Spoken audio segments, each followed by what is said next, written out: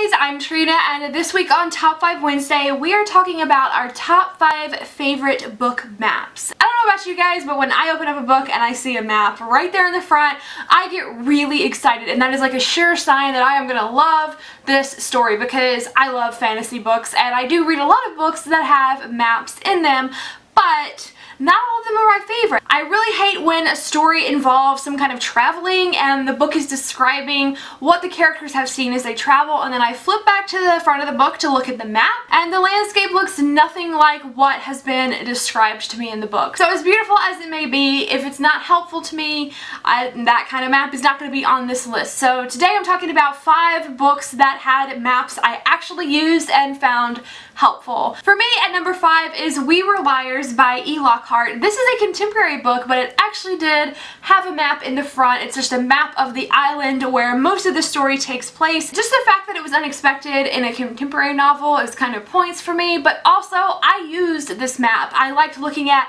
where all the different houses were in relation to one another, all the places where our characters were hanging out, and it's a very small area depicted in the map, but each house on that map was detailed in the same way that it was being described in the story, just for the sake that I wasn't expecting a map in a contemporary book, and the fact that I did flip back to it and it was very helpful, I really appreciate that, so it's one of my favorite book maps. Number 4 on my list is the map in An Ember in the Ashes by Sabat Tahir. In the front of this book there is a map of the overall world, but then in the back of this book there is a detailed map of just the academy, so all the different buildings, where everything is in relation to each other, and everything was numbered with a legend on the side. I found that very helpful. I loved knowing the layout of the school because so much of the book did take place there, and it was very different than just your typical world map. I just found it very helpful and different, so I loved it. At number 3 is the map in the Legend series by Marie Lu. I think the maps were only in books 2 and 3, but this is a futuristic dystopian world, and you don't often see maps in dystopian books, but that's when I want to map the most. This is the only dystopian that I've read that has an official map, but I loved how this map reflected all the new nation boundaries, and it also showed that there were some new coastlines in a lot of the continents, so I just loved getting to see that in a dystopian world. At number 2 is the map of Westeros in the Song of Ice and Fire series by George R.R. Martin.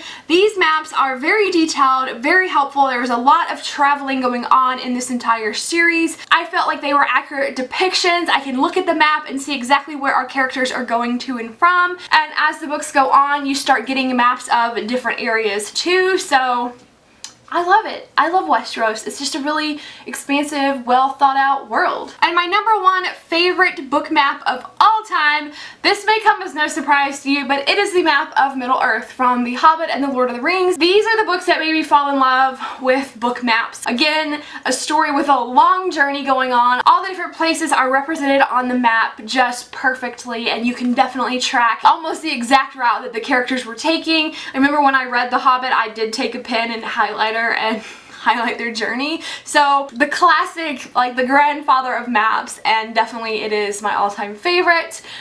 No surprise. So those are my top 5 book maps. Let me know what your favorite book maps are down below. Thank you so much for watching, and I will see you in the comments. Bye!